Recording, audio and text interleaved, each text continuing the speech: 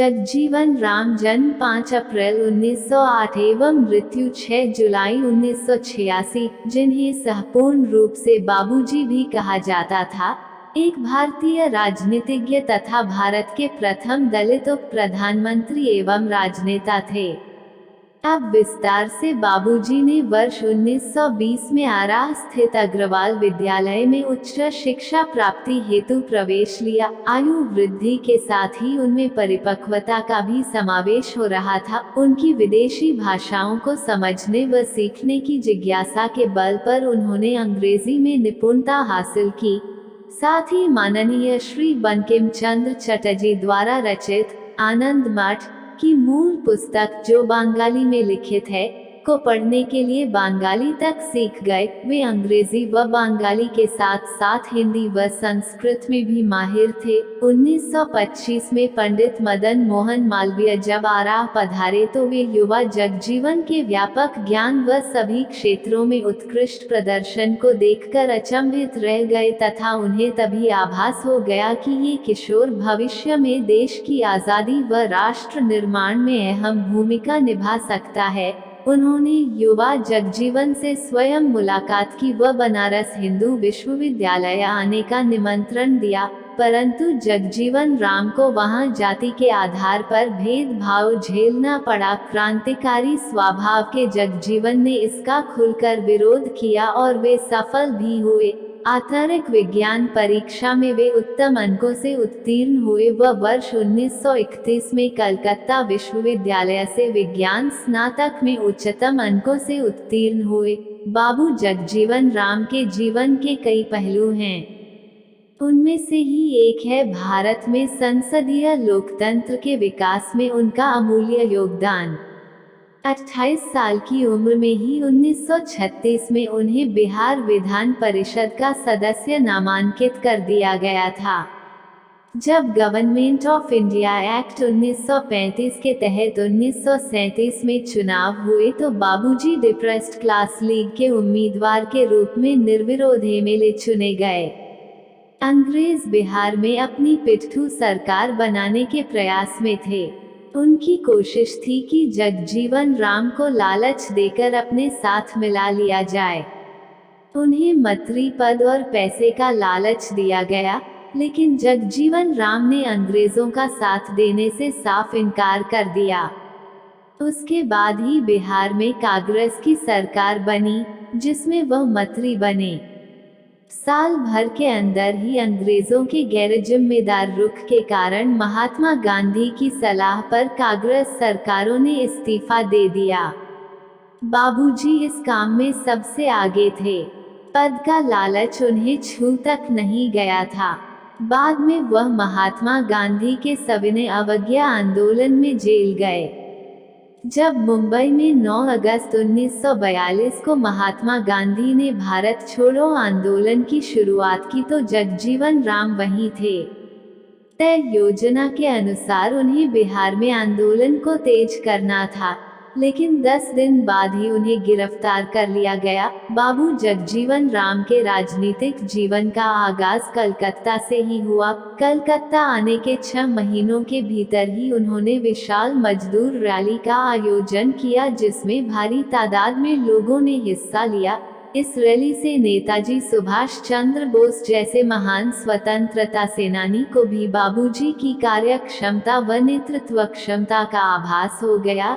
इस काल के दौरान बाबूजी ने वीर चंद्रशेखर आजाद तथा सिद्धहस्त लेखक मनमथनाथ गुप्त जैसे विख्यात स्वतंत्रता विचारकों के साथ काम किया।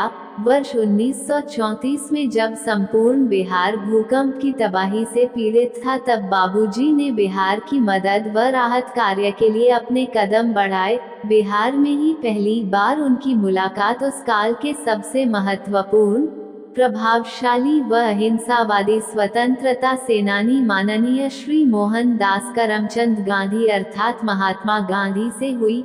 महात्मा गांधी ने बाबू जगजीवन राम के राजनीतिक जीवन में एक बहुत अहम भूमिका निभाई, क्योंकि बाबूजी यह जानते थे कि पूरे भारतवर्ष में केवल एक ही स्वतंत्रता सेनानी ऐसा था जो स्वतंत्रता व पिछड़े वर्गों के विकास दोनों के लिए लड़ रहा था। और वे थे गांधी जी। अन्य सभी सेनानी दोनों में से किसी एक का चुनाव करते थे। जब अंग्रेज फूट डालो राज करो नीति अपनाते हुए दलितों को सामूहिक धर्म परिवर्तन करने पर मजबूर कर रहे थे, तब बाबूजी ने इस अन्यायपूर्ण कर्म को रोका। इस घटनाक्रम के पश्चात बाबूजी दलितों के सर्वमान्य राष्ट्रीय नेता के रूप में जाने गए व गांधी जी के विश्वसनीय एवं प्रिय पात्र बने व भारतीय राष्ट्रीय राजनीति की मुख्य धारा में प्रवेश कर गए।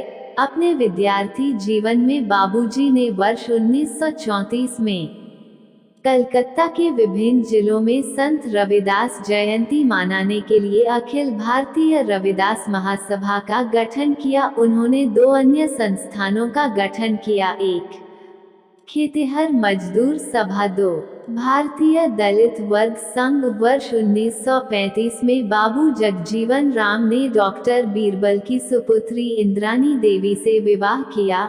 डॉक्टर बीरबल कानपुर के एक प्रख्यात चिकित्सक थे, वहीं इंद्रानी देवी बाबू जगजीवन राम के विचारों से अति प्रभावित थी। इस विवाहित जोड़े ने कुछ वर्षों के पश्चात एक पुत्र को जन्म दिया जिसका नाम सुरेश रखा गया व एक पुत्री जिसका नाम रखा गया मीरा। वर्ष 1935 में ही बाबूजी ने हेमंत कमेटी के समक्ष दलितों के मतदान करने की मांग की, जिसे हेमंत कमेटी ने स्वीकार कर लिया। बाबूजी के लिए ये समय अत्यंत परिश्रम का था और एक अनमोल मौका था भारतीय राजनीति में अपनी अमिट छाप छोड़ने का। वर्ष था 1936 व बाबूजी की आयु थी 28 वर्ष। अंग्रेज बिहार में कांग्रेस को हराने के लिए एकजुट होकर प्रयास कर रहे थे। उन्होंने मोहम्मद यूनुस के नेतृत्व में कठपुतली सरकार बनाने का निष्फल प्रयत्न किया। इन चुनावों में बाबूजी सहित अन्य 14 भारतीय दलित वर्ग संघ के सदस्य निर्वाचित हुए। बाबूजी की बढ़ती राजनीतिक शक्ति व लोकप्रियता के कारण अंग्रेजों ने उनके समक्ष बड़ी रकम के बदले समर्थन देने की बात रखी, जिसे बाबूजी ने क्षण भर की भी देर न करते हुए तुरंत ही ठुकरा दिया। इस घटना का पता चलते ही गांधी जी का विश्वास बाबूजी पर और अधिक बढ़ गया और उन्होंने बाबूजी के लिए निम्नलिखित पंक्तियां कहीं। जगजीवन राम तपे कंचन की भांति खरे व सच्चे हैं, मेरा हृदय इनके प्रति आदरपूर्ण प्रशंसा से आपूरित है। कठपुतली सरकार का खेल खत्म हो चुका था व कांग्रेस ने सरकार का गठन किया। बाबूजी को इस सरकार में कृषि मंत्रालय, सहकारी उद्योग व ग्रामीण विकास मंत्रालय में संसदीय सचिव के रूप में नियुक्त किया गया। वर्ष 1938 में अंडमान कैदियों के मुद्दे पर व द्वितीय विश्व युद्ध में अंग्रेज सरकार द्वारा भारतीय सैनिकों के इस्तेमाल से महात्मा गांधी अति क्रोधित हुए व उनके एक आवाहन पर सभी कांग्रेस सरकारों ने इस्तीफा दे दिया।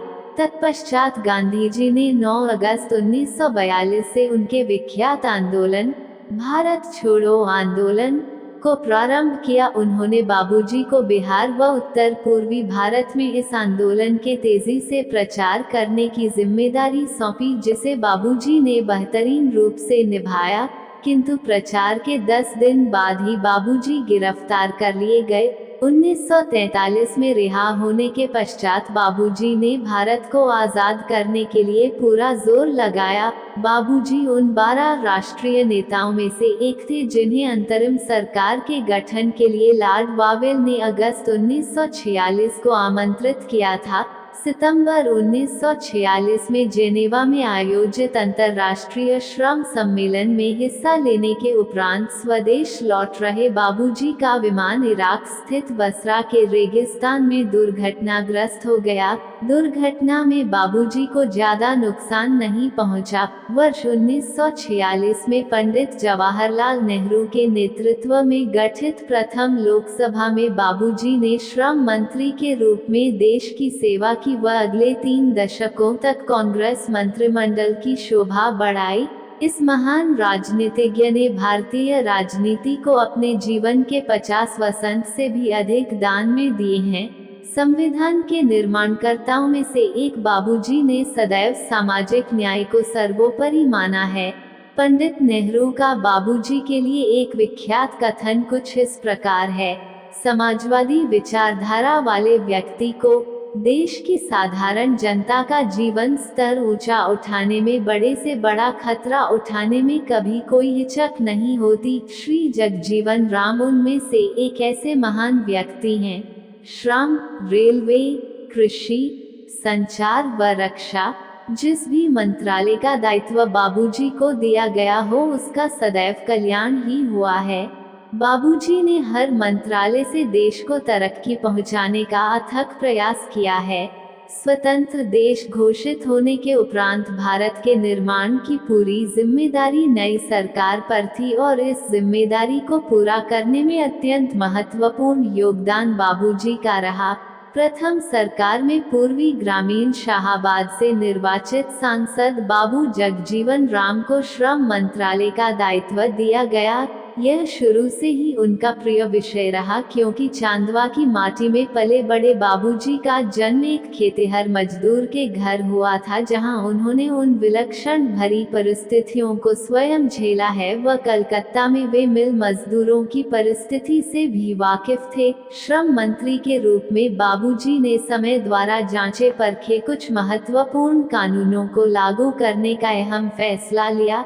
ये कानून मजदूर वर्ग की सबसे बड़ी उम्मीद व आज के युग में सबसे बड़े हथियार के रूप में देखे जाते हैं। ये कानून कुछ इस प्रकार थे।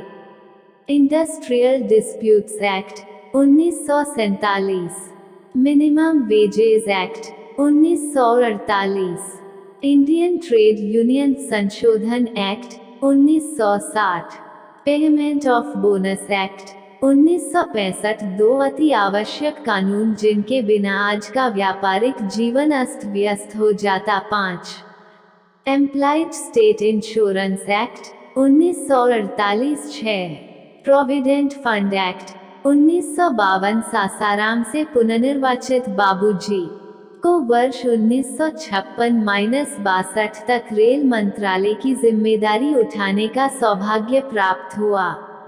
उन्होंने रेल मंत्री के रूप में भारतीय रेलवेज का कायापलट ही कर दिया। बाबूजी ने भारतीय रेलवेज को आधुनिक दुनिया के संदर्भ में आधुनिक रेलवेज के निर्माण की बात कही। उन्होंने 5 सालों तक रेलवे किराया 1 रुपया भी नहीं बढ़ाया, जो कि एक ऐतिहासिक घटना थी। उन्होंने रेलवे अधिकारियों, अफसरों व कर्मचारियों के विकास पर अधिक बल दिया। उपर्युक्त रेखाचित्र से यह निष्कर्ष निकाला जा सकता है कि वर्ष 1956 से 62 तक का रेल मार्ग निर्माण कार्य किसी और वर्ष की तुलना में अधिक है।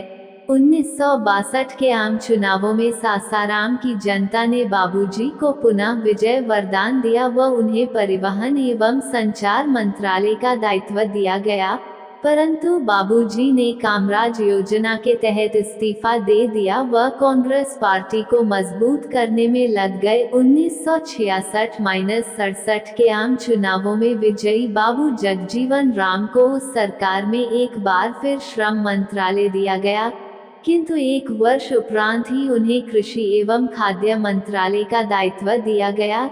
चीन व पाकिस्तान से जंग के पश्चात भारत में गरीबी व भूखमरी के हालात पैदा हो गए थे तथा अमेरिका से PL 480 के तहत मिलने वाला गेहूं व ज्वार खाद्य आपूर्ति का मुख्य स्रोत था। ऐसी कठिन परिस्थिति में बाबूजी ने डॉक्टर नॉमन बोरलाग की सहायता से हरित क्रांति की ओर रखी व मात्र 2 वर्षों के उपरांत ही भारत फूड सरप्लस देश बन गया। कृषि एवं खाद्य मंत्रालय में रहते हुए बाबूजी ने देश को भीषण बाढ़ से भी राहत पहुंचाई व भारत को खाद्य संसाधनों में आत्मनिर्भर बनाया। 1970 के आम चुनावों में एक बार फिर बाबूजी की जीत हुई व उन्हें श्रीमती इंदिरा गांधी की सरकार में इस बार रक्षा मंत्रालय जैसे अहम मंत्रालय को अपनी सेवाएं प्रदान करने का मौका मिला। बाबूजी ने सर्वप्रथम भारत के राजनीतिक मानचित्र को पूर्णतया परिवर्तित कर दिया। भारत पाकिस्तान की उस अभूतपूर्व जंग में बाबूजी ने देश की जनता से वायदा किया कि ये जंग भारत भूमि के एक सुई की नोक के बराबर तक भाग पर भी नहीं लड़ी जाएगी और वे इस वायदे पर कायम रहे। उनकी इस महान सेवा के लिए श्री राजीव गांधी ने कुछ इस प्रकार से अपने विचार व्यक्त किए हैं। राष्ट्र को आज़ाद करने में बाबूजी का योगदान बड़ा ही सराहनीय रहा है। देश को अनाज की दृष्टि से आत्मनिर्भर बनाने तथा बांग्लादेश की मुक्ति के युद्ध में उनका योगदान हमेशा याद रखा जाएगा।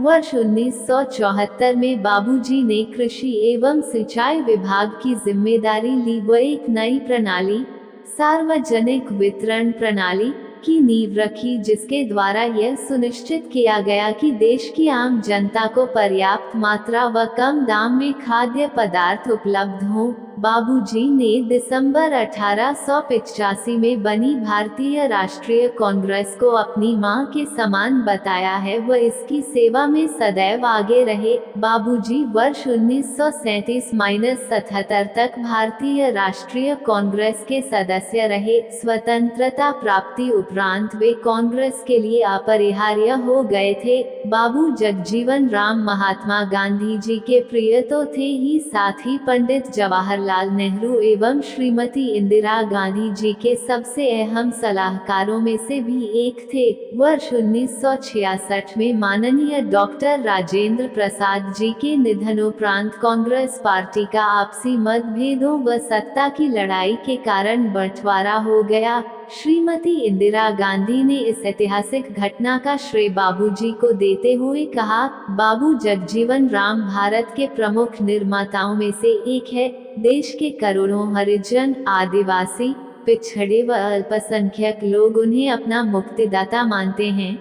25 जून 1975 को श्रीमती इंदिरा गांधी द्वारा देश भर में आपातकाल की घोषणा कर दी गई। इस आपातकाल ने संविधान के मौलिक अधिकारों को सवालों के घेरे में ला दिया। श्रीमती इंदिरा गांधी ने 18 जनवरी 1977 को आम चुनाव की घोषणा तो कर दी थी, किंतु देश को आपातकाल का डर था। इस परिस्थिति से निपटने के लिए बाबूजी ने अपने पद का त्याग कर दिया व कांग्रेस पार्टी से भी इस्तीफा दे दिया। उन्होंने उसी दिवस कांग्रेस फॉर डेमोक्रेसी (CAFD) नामक एक नई पार्टी की रचना की। वर्ष 1977 के आम चुनावों में बाबूजी की विजय हुई व उन्हें रक्षा मंत्रालय का दायित्व दिया गया। 25 मार्च 1977 को Congress for democracy Janata party में सम्मिलित कर ली गई। जनवरी 1979 में बाबूजी भारत वर्ष के उप प्रधानमंत्री के रूप में घोषित किए गए। वर्ष 1980 में जनता पार्टी का आपसी मनमुटावों के कारण बंटवारा हो गया एवं बाबूजी ने मार्च 1980 में अंततः कांग्रेस जे का निर्माण किया। वर्ष 1984 के आम चुनावों में सासाराम की जनता ने अपने विश्वसनीय प्रतिनिधि बाबू जगजीवन राम के लिए एक बार पुनः लोकसभा के द्वार खोल दिए। 6 जुलाई 1986 को बाबूजी ने अपनी अंतिम श्वास ली। बाबूजी ने सदैव निडरतापूर्वक अन्याय का सामना किया एवं साहस, ईमानदारी, ज्ञान व अपने अमूल्य अनुभव से सदैव देश की भलाई की। वे स्वतंत्र भारत के उन महान नेताओं में से एक थे जिन्होंने दलित समाज की दशा बदल दी व एक नई दिशा प्रदान की। इन्होंने सदा एक ही चुनाव क्षेत्र का प्रतिनिधित्व किया व सदा अपराजित ही रहे। बाबू जगजीवन राम जी ने वर्ष 1936 से वर्ष 1986 तक अर्थात आधी शताब्दी तक राजनीति में सक्रिय रहने का विश्व कीर्तिमान स्थापित किया। पूरा वीडियो देखने के लिए धन्यवाद दोस्तों। जय हिंद, जय भारत।